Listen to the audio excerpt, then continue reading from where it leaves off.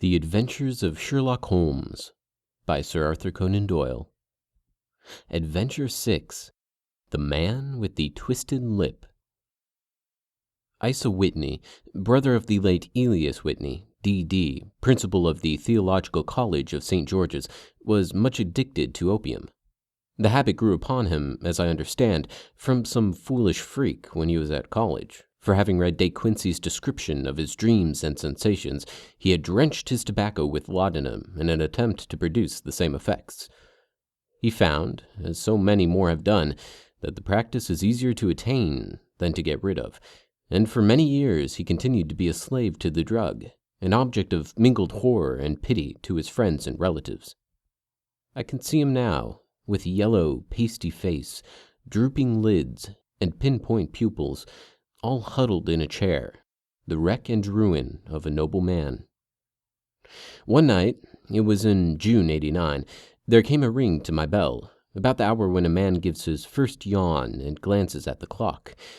I sat up in my chair, and my wife laid her needlework down in her lap and made a little face of disappointment. "A patient?" said she. "You'll have to go out."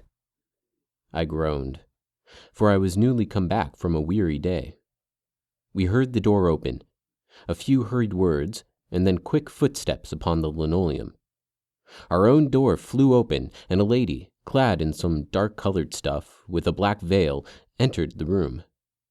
"You'll excuse my calling so late," she began, and then, suddenly losing her self-control, she ran forward, threw her arms about my wife's neck, and sobbed upon her shoulder.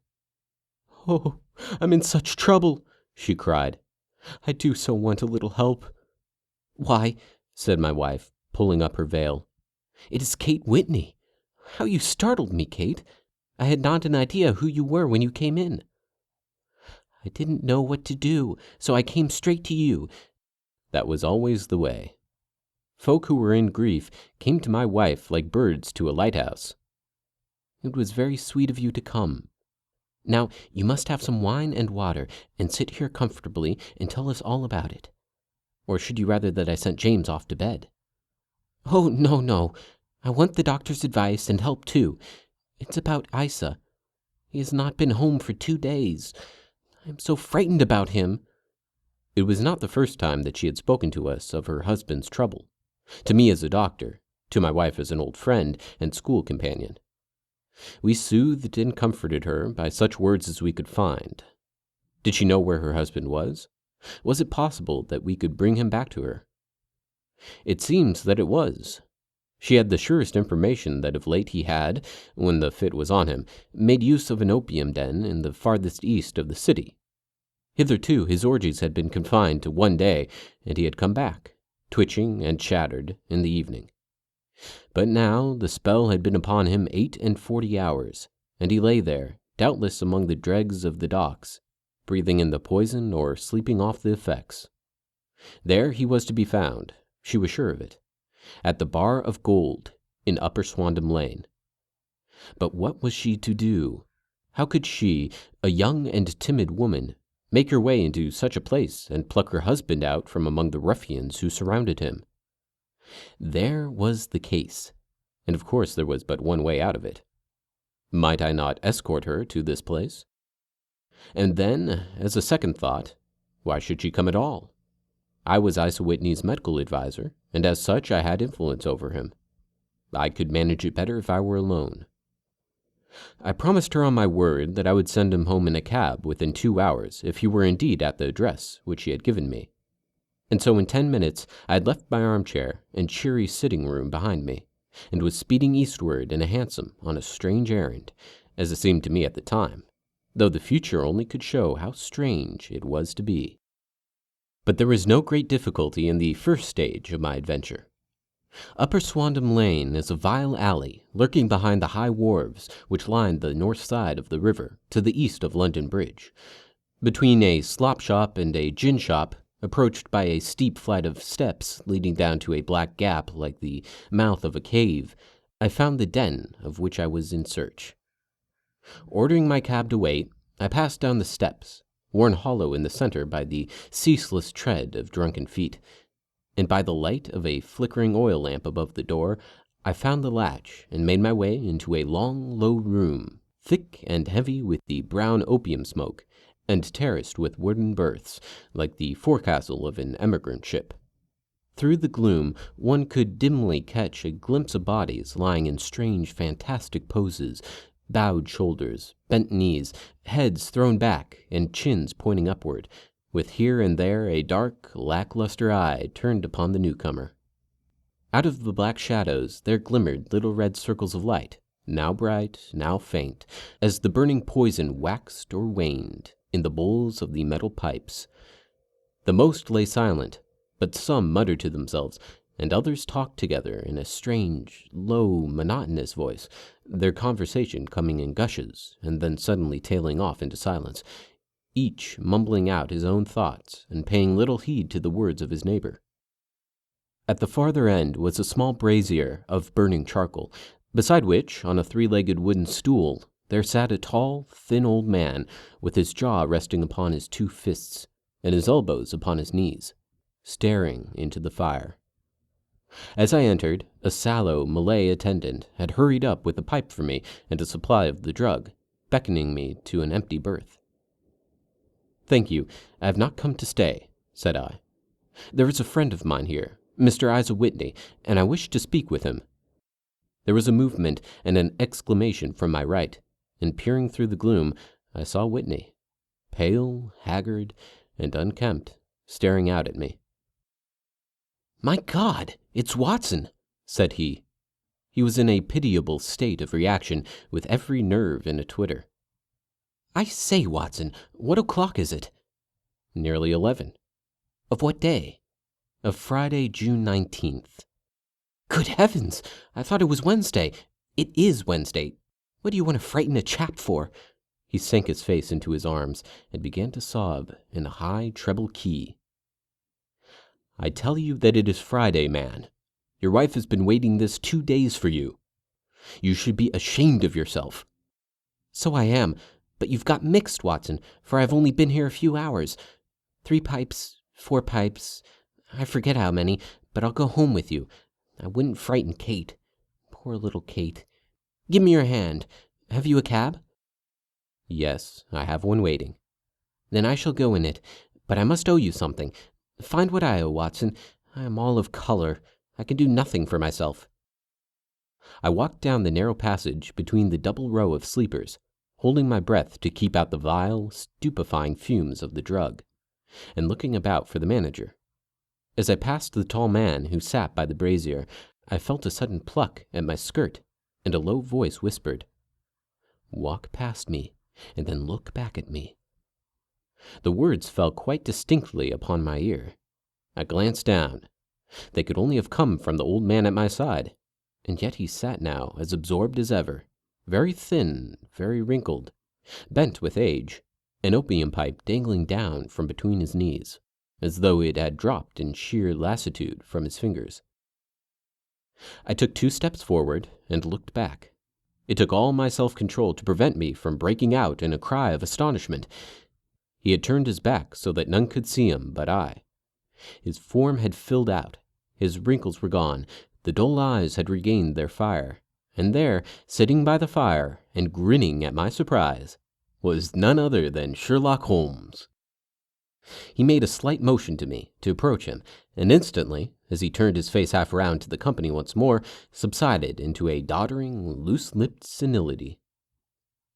"Holmes," I whispered, "what on earth are you doing in this den?" "As low as you can," he answered. "I have excellent ears. If you would have the great kindness to get rid of that sottish friend of yours, I should be exceedingly glad to have a little talk with you. I have a cab outside." "Then pray send him home in it. You may safely trust him, for he appears to be too limp to get into any mischief. I should recommend you also send a note by the cabman to your wife to say that you have thrown in your lot with me. If you will wait outside, I shall be with you in 5 minutes." It was difficult to refuse any of Holmes' requests, for they were always so exceedingly definite, and put forward with such a quiet air of mastery. I felt, however, that when Whitney was once confined in the cab, my mission was practically accomplished, and for the rest, I could not wish anything better than to be associated with my friend in one of those singular adventures which were the normal condition of his existence. In a few minutes, I had written my note, paid Whitney's bill, led him out to the cab, and seen him driven through the darkness. In a very short time, a decrepit figure had emerged from the opium den, and I was walking down the street with Sherlock Holmes. For 2 streets he shuffled along with a bent back and an uncertain foot. Then, glancing quickly round, he straightened himself out and burst into a hearty fit of laughter. "I suppose, Watson," said he, "that you imagine that I added opium smoking to cocaine injections and all the other little weaknesses on which you have favored me with your medical views. I was certainly surprised to see you there, but not more so than I to find you. I came to find a friend, and I to find an enemy." "An enemy?" "Yes, one of my natural enemies, or shall I say, my natural prey. Briefly, Watson, I was in the midst of a very remarkable inquiry, and I have hoped to find a clue in the incoherent ramblings of these sots, as I have done before now. Had I been recognized in that den, my life would not have been worth an hour's purchase, for I have used it before now for my own purposes, and the rascally Lascar who runs it has sworn to have vengeance upon me. There's a trapdoor at the back of the building, near the corner of Paul's Wharf, which could tell some strange tales of what has passed through it upon the moonless nights." "What? You do not mean bodies?" "Aye, bodies, Watson. We should be rich men if we had £1,000 for every poor devil who has been done to death in that den. It is the vilest murder trap on the whole riverside, and I fear that Neville St. Clair has entered it never to leave it more. But our trap should be here." He put his 2 fingers between his teeth and whistled shrilly, a signal which was answered by a similar whistle from the distance, followed shortly by the rattle of wheels and the clink of horses' hoofs. "Now, Watson," said Holmes, as a tall dog-cart dashed up through the gloom, throwing out 2 golden tunnels of yellow light from its side lanterns. "You'll come with me, won't you?" "If I can be of use." "Oh, a trusty comrade is always of use, and a chronicler still more so. My room at the Cedars is a double-bedded one." "The Cedars?" "Yes, that is Mr. St. Clair's house. I'm staying there while I conduct the inquiry." "Where is it, then?" "Near Lee, in Kent. We have a 7-mile drive before us." "But I am all in the dark." "Of course you are. You'll know all about it presently. Jump up here. All right, John, we shall not need you. Here's £0.50. Look out for me tomorrow, about 11. Give her head. So long, then." He flicked the horse with his whip, and we dashed away through the endless succession of somber and deserted streets, which widened gradually until we were flying across a broad balustraded bridge, with the murky river flowing sluggishly beneath us. Beyond lay another dull wilderness of bricks and mortar, its silence broken only by the heavy, regular footfall of the policeman, or the songs and shouts of some belated party of revelers. A dull wrack was drifting slowly across the sky, and a star or 2 twinkled dimly here and there through the rifts of the clouds. Holmes drove in silence, with his head sunk upon his breast, and the air of a man who is lost in thought, while I sat beside him, curious to learn what this new quest might be, which seemed to tax his powers so sorely, and yet afraid to break in upon the current of his thoughts. We had driven several miles, and were beginning to get to the fringe of the belt of suburban villas, when he shook himself, shrugged his shoulders, and lit up his pipe with the air of a man who has satisfied himself that he is acting for the best. "You have a grand gift of silence, Watson," said he. "It makes you quite invaluable as a companion. 'Pon my word, it is a great thing for me to have someone to talk to, for my own thoughts are not over pleasant. I was wondering what I should say to this dear little woman tonight when she meets me at the door. You forget that I know nothing about it. I shall just have time to tell you the facts of the case before we get to Lee. It seems absurdly simple, and yet somehow I can get nothing to go upon. There's plenty of thread, no doubt, but I can't get the end of it into my hand. Now, I'll state the case clearly and concisely to you, Watson, and maybe you can see a spark where all is dark to me. Proceed then. Some years ago, to be definite in May 1884, there came to Lee a gentleman, Neville St. Clair by name, who appeared to have plenty of money. He took a large villa, laid out the grounds very nicely, and lived generally in good style. By degrees he made friends in the neighborhood, and in 1887 he married the daughter of a local brewer, by whom he has now 2 children. He had no occupation, but was interested in several companies, and went into town as a rule in the morning, returning by the 5:14 from Cannon Street every night. Mr. St. Clair is now 37 years of age, is a man of temperate habits, a good husband, a very affectionate father, and a man who is popular with all who know him. I may add that his whole debts at the present moment, as far as we have been able to ascertain, amount to £88 10s, while he has £220 standing to his credit in the Capital and Counties Bank. There is no reason, therefore, to think that money troubles have been weighing upon his mind. Last Monday, Mr. Neville St. Clair went into town rather earlier than usual, remarking before he started that he had 2 important commissions to perform, and that he would bring his little boy home a box of bricks. Now, by the merest chance, his wife received a telegram upon this same Monday, very shortly after his departure, to the effect that a small parcel of considerable value, which she had been expecting, was waiting for her at the offices of the Aberdeen Shipping Company. Now, if you are well up in your London, you will know that the office of the company is in Fresno Street, which branches out of the Upper Swandam Lane, where you found me tonight. Mrs. St. Clair had her lunch, started for the city, did some shopping, proceeded to the company's office, got her packet, and found herself at exactly 4:35 walking through Swandam Lane on her way back to the station. Have you followed me so far? It is very clear. If you remember, Monday was an exceedingly hot day, and Mrs. St. Clair walked slowly, glancing about in the hope of seeing a cab, as she did not like the neighborhood in which she found herself. While she was walking in this way down Swandam Lane, she suddenly heard an ejaculation or cry, and was struck cold to see her husband looking down at her and, as it seemed to her, beckoning to her from a second-floor window. The window was open, and she distinctly saw his face, which she describes as being terribly agitated.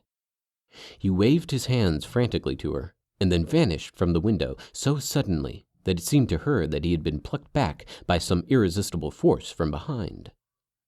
One singular point which struck her quick feminine eye was that although he wore some dark coat, such as he had started to town in, he had on neither collar nor necktie.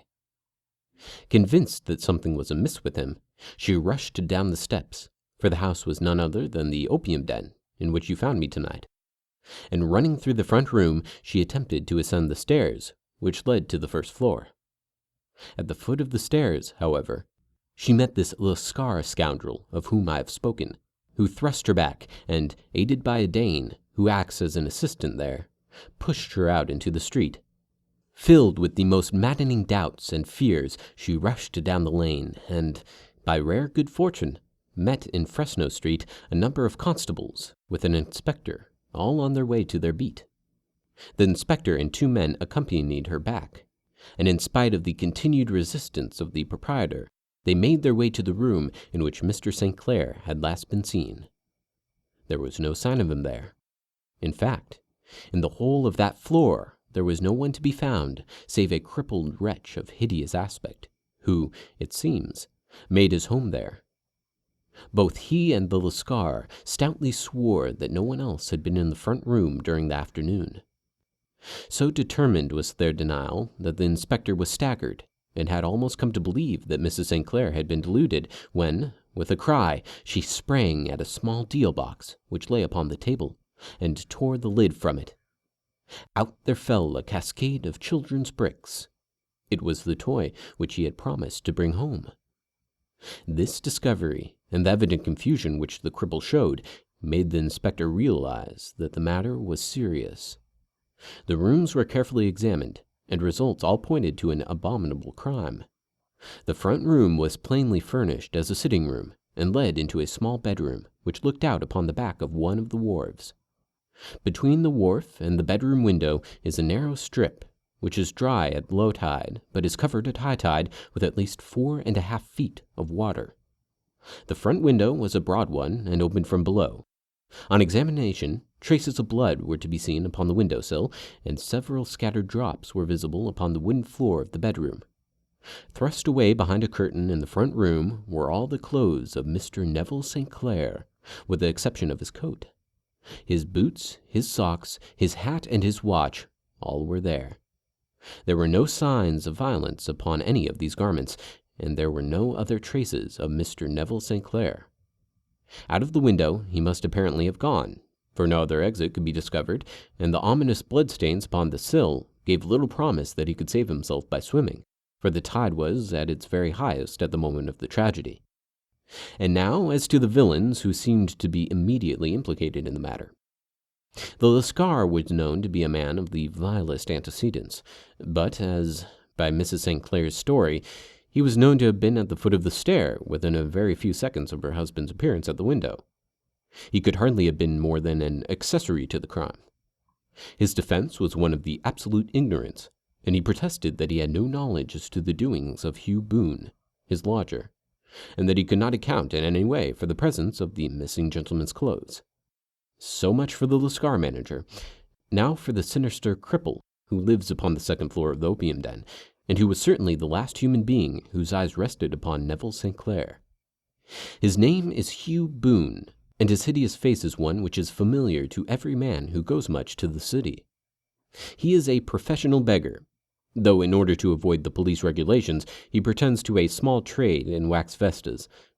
Some little distance down Threadneedle Street, upon the left-hand side, there is, as you may have remarked, a small angle in the wall. Here it is that this creature takes his daily seat, cross-legged, with his tiny stock of matches on his lap, and as he is a piteous spectacle, a small rain of charity descends into the greasy leather cap which lies upon the pavement beside him. I have watched the fellow more than once before ever I thought of making his professional acquaintance, and I have been surprised at the harvest which he has reaped in a short time. His appearance, you see, is so remarkable that no one can pass him without observing him. A shock of orange hair, a pale face disfigured by a horrible scar, which, by its contraction, has turned up the outer edge of his upper lip, a bulldog chin, and a pair of very penetrating dark eyes, which present a singular contrast to the color of his hair. All mark him out from amid the common crowd of mendicants, and so, too, does his wit, for he is ever ready with a reply to any piece of chaff which may be thrown at him by the passers-by. This is the man whom we now learn to have been the lodger at the opium den, and to have been the last man to see the gentleman of whom we are in quest. "But a cripple?" said I. "What could he have done single-handed against a man in the prime of his life?"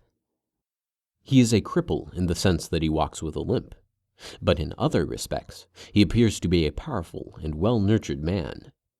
Surely your medical experience would tell you, Watson, that weakness in one limb is often compensated for by exceptional strength in the others.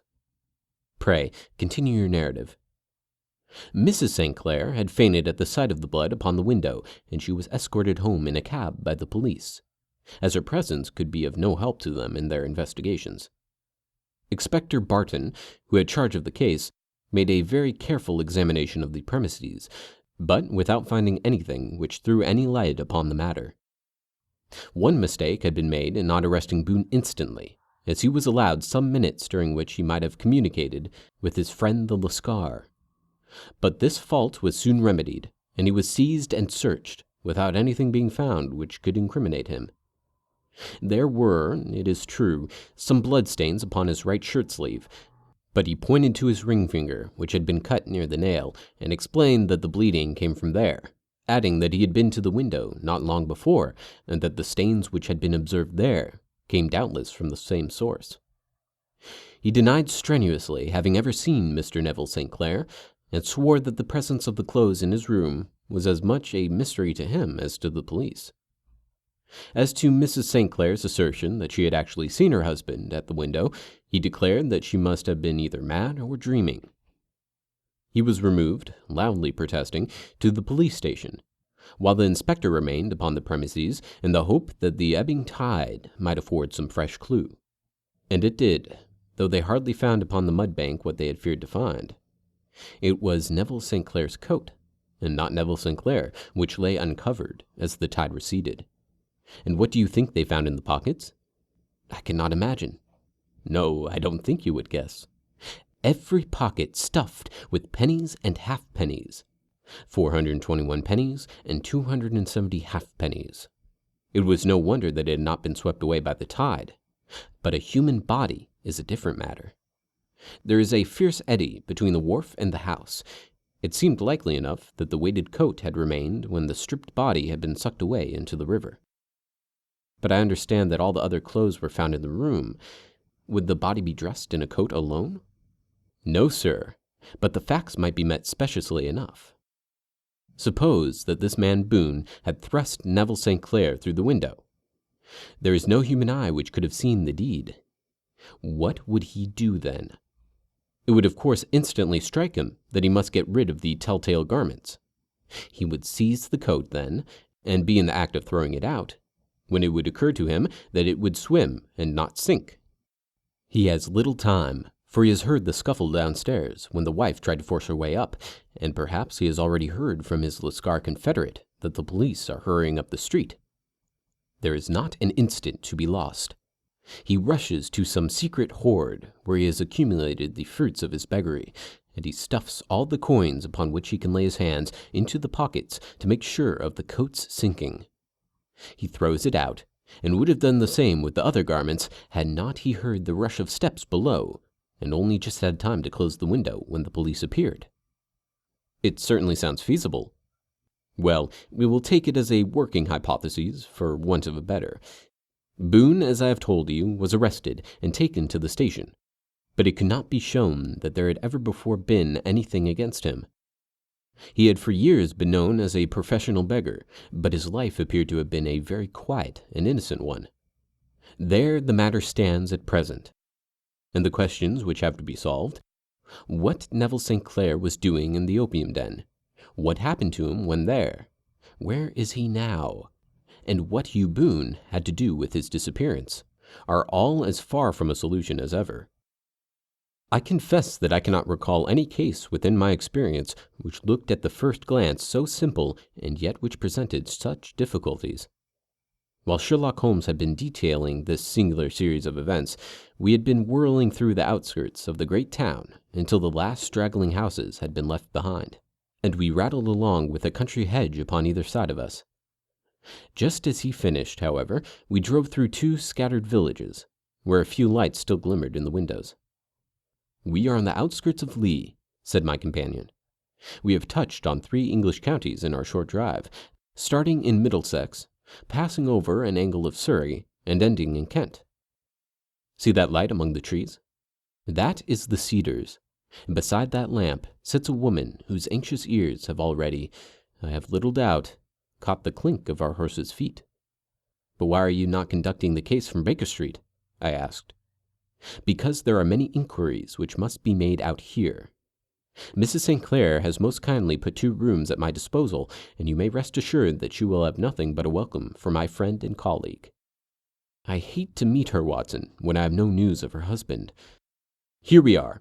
Whoa there, whoa!" We had pulled up in front of a large villa which stood within its own grounds. A stable boy had run out to the horse's head, and springing down, I followed Holmes up the small, winding gravel drive which led to the house.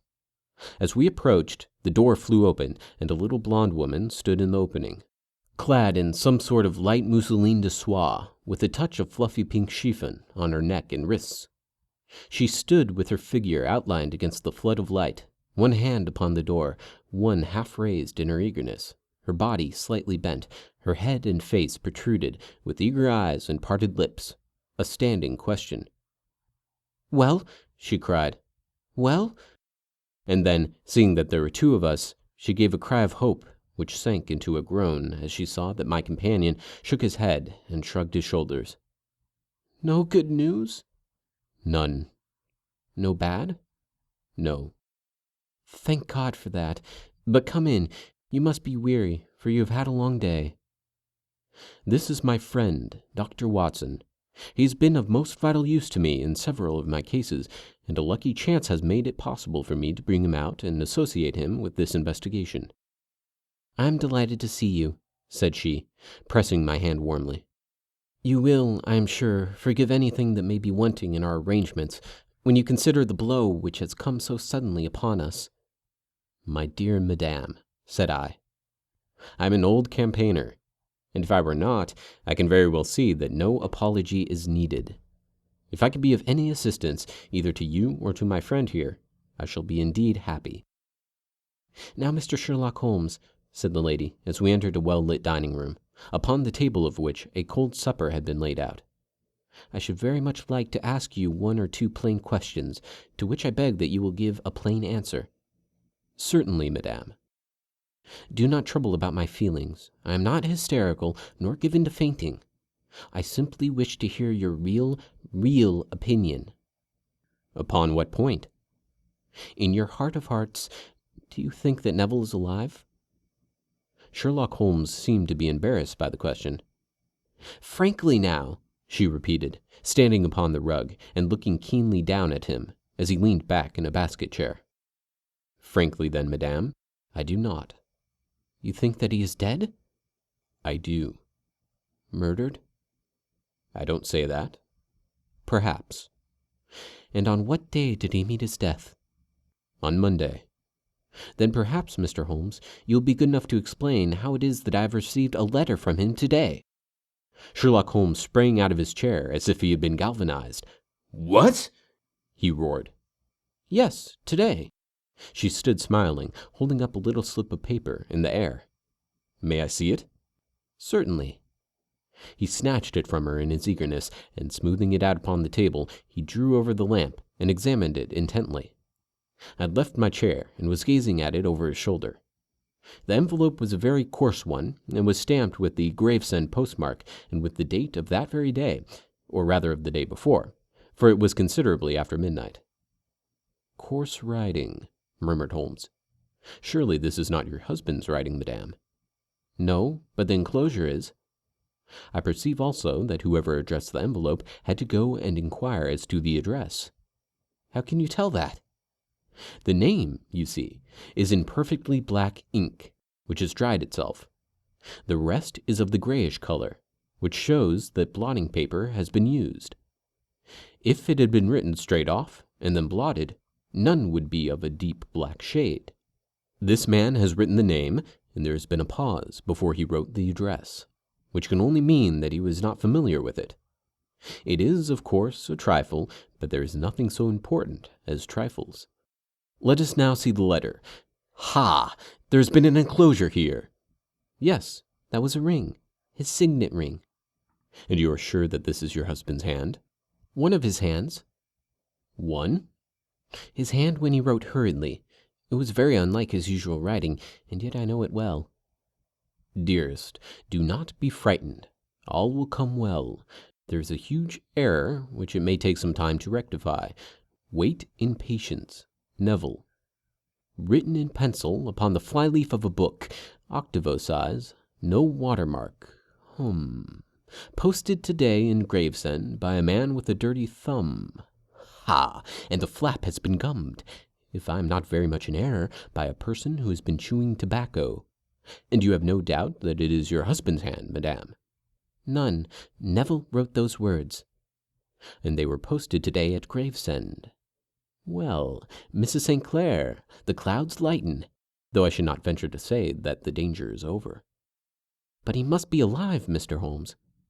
"Unless this is a clever forgery to put us on the wrong scent. The ring, after all, proves nothing. It may have been taken from him." No, it is his very own writing." "Very well. It may, however, have been written on Monday and only posted today." "That is possible." "If so, much may have happened between." "Oh, you must not discourage me, Mr. Holmes. I know that all is well with him. There is so keen a sympathy between us that I should know if evil came upon him. On the very day that I saw him last, he cut himself in the bedroom, and yet I, in the dining room, rushed upstairs instantly with the utmost certainty that something had happened. Do you think that I would respond to such a trifle and yet be ignorant of his death? I have seen too much to know that the impression of a woman may be more valuable than the conclusion of an analytical reasoner. And in this letter you certainly have a very strong piece of evidence to corroborate your view. But if your husband is alive and able to write letters, why should he remain away from you? I cannot imagine. It is unthinkable. And on Monday he made no remarks before leaving you? No. And you were surprised to see him in Swandam Lane? Very much so. Was the window open? Yes. Then he might have called to you. He might. He only, as I understand, gave an inarticulate cry? Yes. A call for help, you thought? Yes, he waved his hands. But it might have been a cry of surprise. Astonishment at the unexpected sight of you might cause him to throw up his hands? It is possible. And you thought he was pulled back? He disappeared so suddenly. He might have leapt back. You did not see anyone else in the room? No, but this horrible man confessed to having been there, and the Lascar was at the foot of the stairs. Quite so. Your husband, as far as you could see, had his ordinary clothes on. But without his collar or tie, I distinctly saw his bare throat. Had he ever spoken of Swandam Lane? Never. Had he ever showed any signs of having taken opium? Never. Thank you, Mrs. St. Clair. Those are the principal points about which I wished to be absolutely clear. We shall now have a little supper and then retire, for we may have a very busy day tomorrow. A large and comfortable double-bedded room had been placed at our disposal, and I was quickly between the sheets, for I was weary after my night of adventure. Sherlock Holmes was a man, however, who, when he had an unsolved problem upon his mind, would go for days, and even for a week, without rest, turning it over, rearranging his facts, looking at it from every point of view, until he had either fathomed it or convinced himself that his data were insufficient. It was soon evident to me that he was now preparing for an all-night sitting. He took off his coat and waistcoat, put on a large blue dressing-gown, and then wandered about the room, collecting pillows from his bed and cushions from the sofa and armchairs.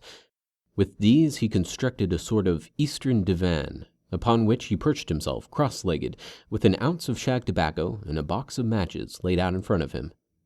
In the dim light of the lamp, I saw him sitting there, an old briar pipe between his lips, his eyes fixed vacantly upon the corner of the ceiling, the blue smoke curling up from him, silent, motionless, with the light shining upon his strong-set, aquiline features. So we sat, as I dropped off to sleep, and so we sat when a sudden ejaculation caused me to wake up, and I found the summer sun shining into the apartment. The pipe was still between his lips, the smoke still curled upward, and the room was full of a dense tobacco haze, but nothing remained of the heap of shag which I had seen upon the previous night. "Awake, Watson?" he asked. "Yes." "Game for a morning drive?" "Certainly." "Then dress. No one is stirring yet, but I know where the stable boy sleeps, and we shall soon have the trap out." He chuckled to himself as he spoke, his eyes twinkling, and he seemed a different man to the somber thinker of the previous night.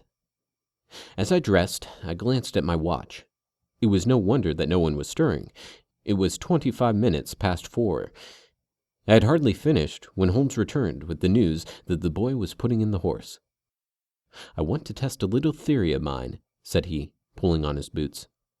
"I think, Watson, that you are now standing in the presence of one of the most absolute fools in Europe. I deserve to be kicked from here to Charing Cross, but I think I have the key of the affair now."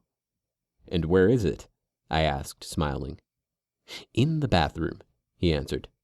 "Oh, yes, I am not joking," he continued, seeing my look of incredulity. "I have just been there, and I have taken it out, and I have it here in this Gladstone bag.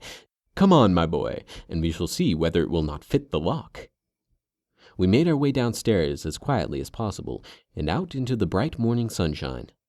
In the road stood our horse and trap, with the half-clad stable-boy waiting at the head.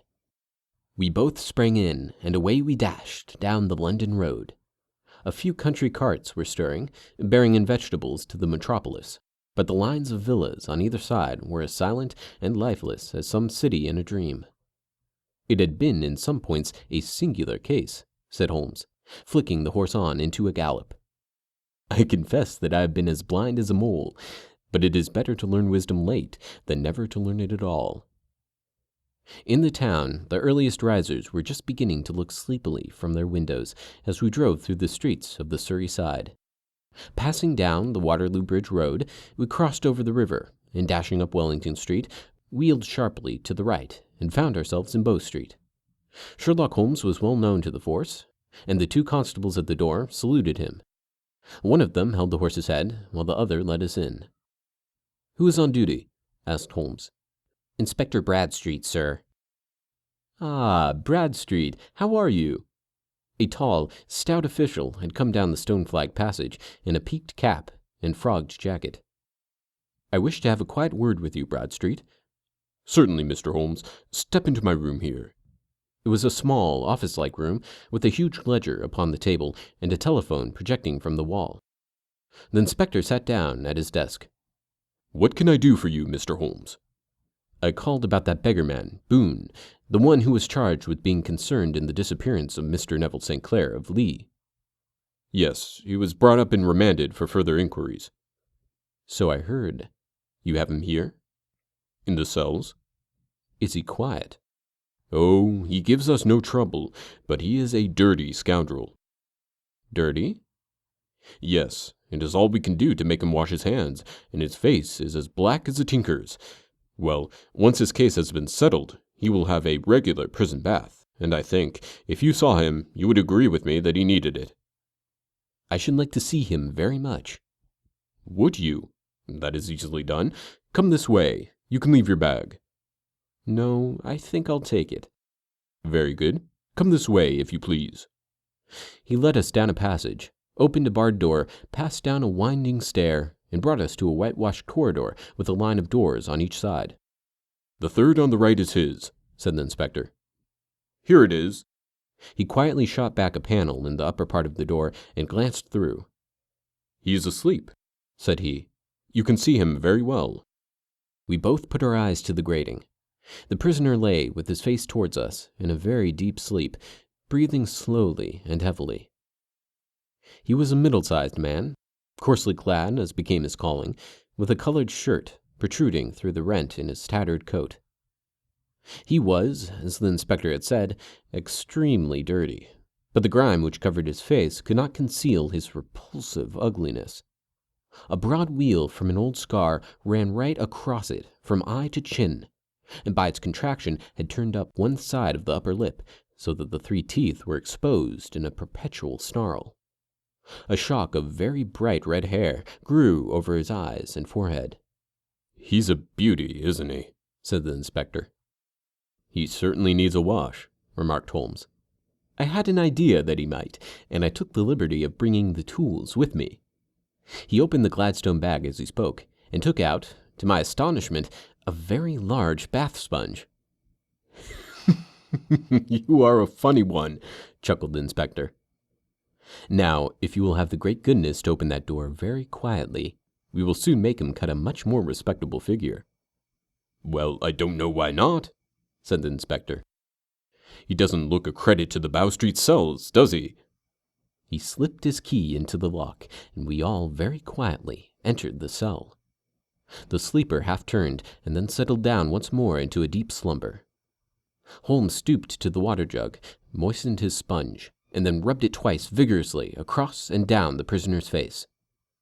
"Let me introduce you," he shouted, "to Mr. Neville St. Clair of Lee in the country of Kent." Never in my life have I seen such a sight. The man's face peeled off under the sponge like the bark from a tree. Gone was the coarse brown tint. Gone, too, was the horrid scar which had seamed it across, and the twisted lip which had given the repulsive sneer to the face. A twitch brought away the tangled red hair, and there, sitting up in his bed, was a pale, sad-faced, refined-looking man, black-haired and smooth-skinned, rubbing his eyes and staring about him with sleepy bewilderment.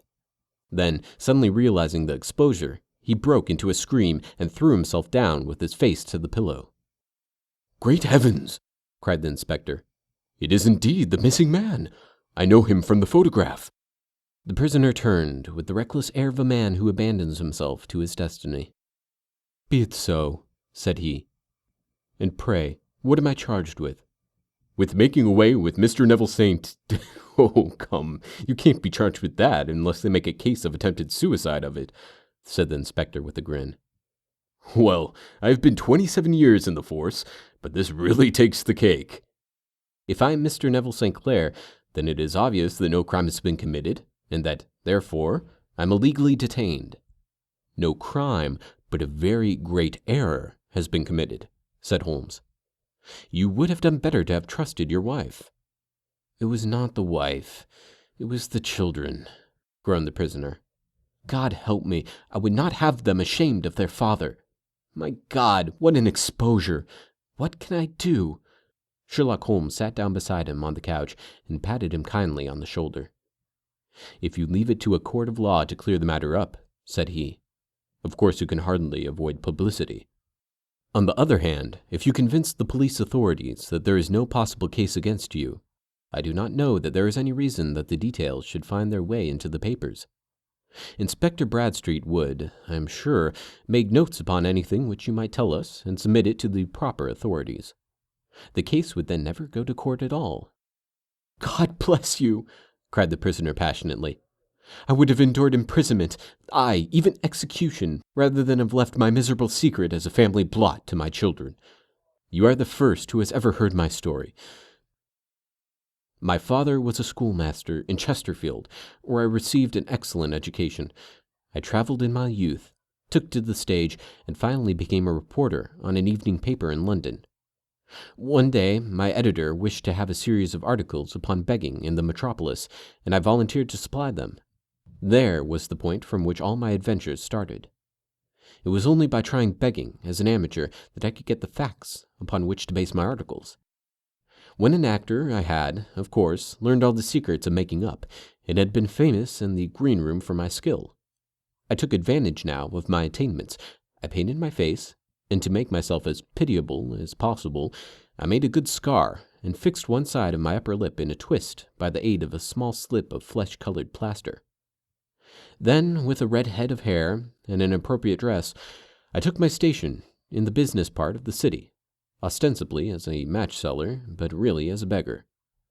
For 7 hours I plied my trade, and when I returned home in the evening, I found to my surprise that I had received no less than 26 shillings 4 pence. I wrote my articles and thought little more of the matter until, some time later, I backed a bill for a friend and had a writ served upon me for £25. I was at my wit's end where to get the money, but a sudden idea came to me.